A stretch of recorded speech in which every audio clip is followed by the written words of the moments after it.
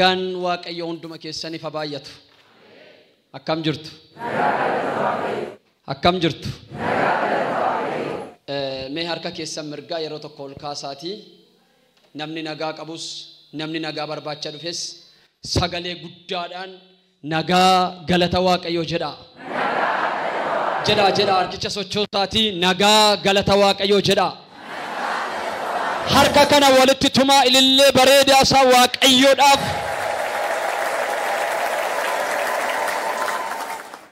Sagalee waaqayyo keessa macaafa moototaa isa lammaffaa boqonnaa 2 lakkoofsa 1-2 kan jiru nan dubbisaa akkas jedha. Yeroon waaqayyo qilleensa jabaa keessaan Eliyaasin gara waaqaatti ol fudhatu geenyaan Eliyaasiif Elsaa'i Gilgaalii ka'anii karaarra in adeemu turan. Eliyaas yommus Elsaa'iidhaan waaqayyo gara Beetelitti waan na ergeef adaraa ati asuma turi jedhe. Elsaa'iin garuu deebisee dhugaa waaqayyo isa jiraataati. Du'a lubbuu keetiitis an sibiraa hin hafu jedhe. Ergasii isaan walii wajjin Beetelitti gadi bu'anii. Ameen. Mata dureen irratti dubbachuu barbaadu bira darbii deemi. Irra deebi'ee ameen jedha. Namni tokko bakka mul'ata isaa ga'uudhaaf waan bira darbuu qabu hundumaa bira darbuutu irra jira. Waan dhiisuu qabu hundumaa dhiisuutu irra jira. Bira darbuudhaaf inni jalqabaa maal ennaa jettani inni jalqabaa sammuu ofii kana irratti hojjechuudha. Bakkuma taa'u taa'ee sammuu isaa kana misoomsuu qaba namni bira darbuudhaaf. Barataan mana barumsaa dhaqaa jiru baranaa nan kufa qabxii gadaanaan fidaa hin milkaa'u jechaatti deema taanaani dhuguma milkaa'u utuu manaan bahin garuu nan milkaa waan gaariin galmeessa duran ta'a malee boodan ta'u jechaatti deema taanaan abbaan isaa Yesuus immoo harka isaa qaba.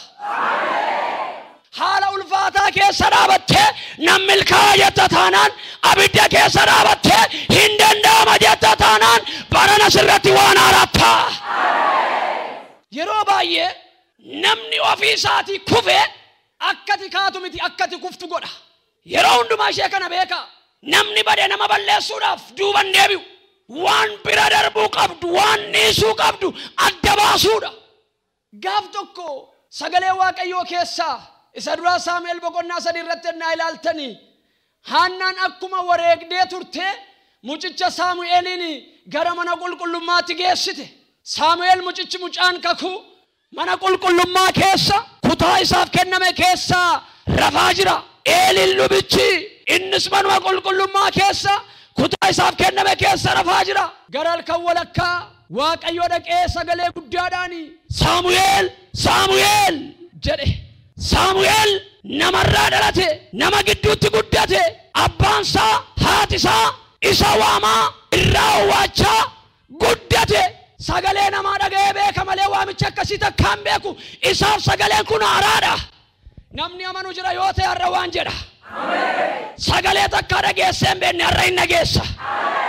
Waan takkaa dhageessee hin beekne mana kee hin seena. Saamu'eel utaalee lafaa ka'eetu gara Eelii dhaqe. Isintu na waamee sagalee dhaga'een ka'e jennaan Eeliin lubichi akkasittiin jedhe. Mucaa sa'aatiin kun sa'aatii ribaati. Ani rafaan jira dhaqii rafi. Jechi Eelii akka inni jechaa jirutti isaaf sirriidha.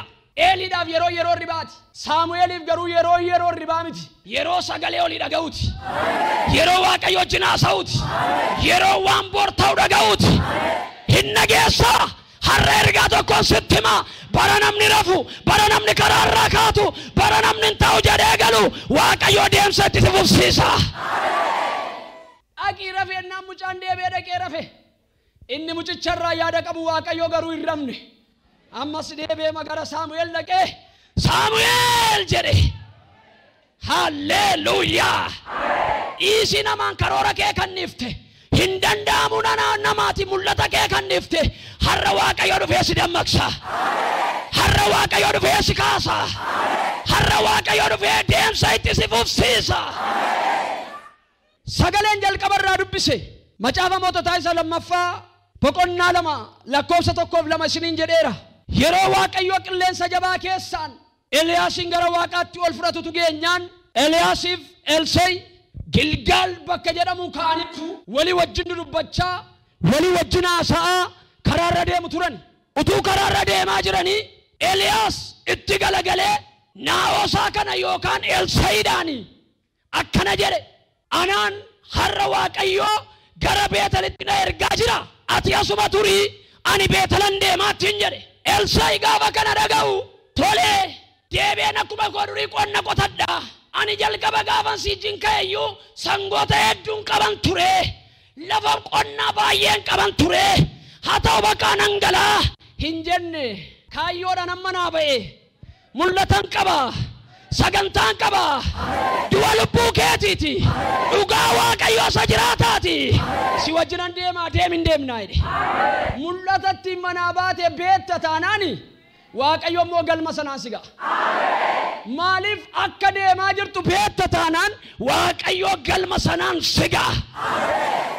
Walii wajjin deeman Beetelin ga'an gaafa dhaqanii Beetelin ga'anii kutata raajotaa warra Beetel jirantu itti dhufanii isaanin simatanii Elsaa'iidhaan akka jedhu yaa Elsaa'i abeet har'a koo Eliyaasi gara Waaqatti ol fudhatama ati moo dhoksaa kana hin beektu nutti fakkaata lafa duwwaatti si dhiisee deemuu danda'a qofaatti si gatee deemuu danda'a kanaaf iyyuu maaliif daftee malammalattu booda gaabbuu keerra ammuma maaliif biraan haftu jennaan akkasittiin jedhe akka ilaalcha keessanitti isinitti fakkaata malee ani waan an deemuufan beeka ani eessa akka naquun beeka ani kaayyoo adda ta'een qaba namni akkasii jirta taanaan barana Waaqayyoo si milkeessa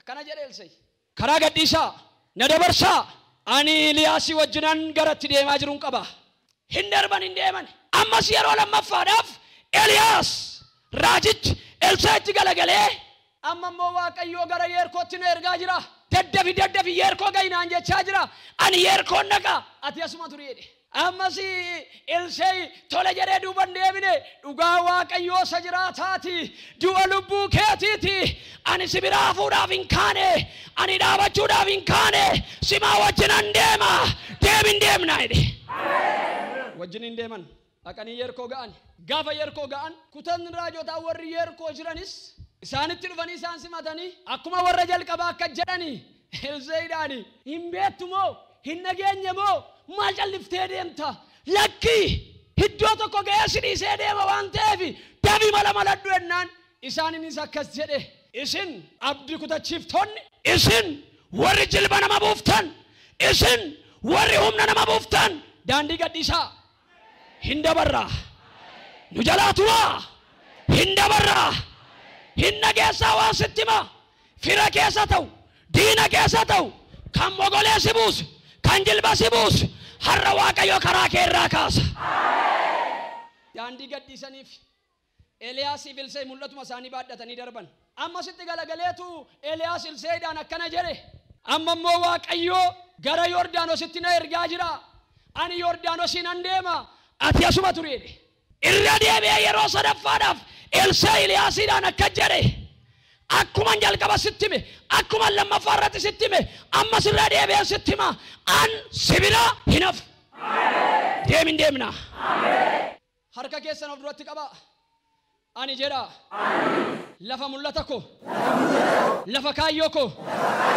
nan ga'a malee hin hankaaku inni mana na baase Yesuus amanamaadha eenyu namni ameen jedhu walii wajjin Yeerkoo ga'ani gaafa dhaqanii Yeerkoo ga'ani kutata raajotaa warra Yeerkoo jiran keessaa hangi nama 50 dhufanii isaan simatan dhaqanii Yeerkoo gaafa ga'an Yordaanosiin gaafa ga'an galaanni Yordaanos guutuudha humna namaan hin darbamu Eliyaas uffata isaa ofirraa fuudhee galaana kana gaafa rukutu galaanni iddoo lamatti ramee lafa gogaarra ce'an erga galaanicha gama ga'anii booda Eliyaas Elsaa'iidhaan akkana jedhe qormaata baay'ee qoramtee dabarteetta iddoo baay'eetti ilaalamtee milkoofteetta amma utuun si duraa hin fudhatamin waan an siif godhu waan attimi carraa isa dhumaarra geenyeerra amma yeroon itti fudhatamu qeera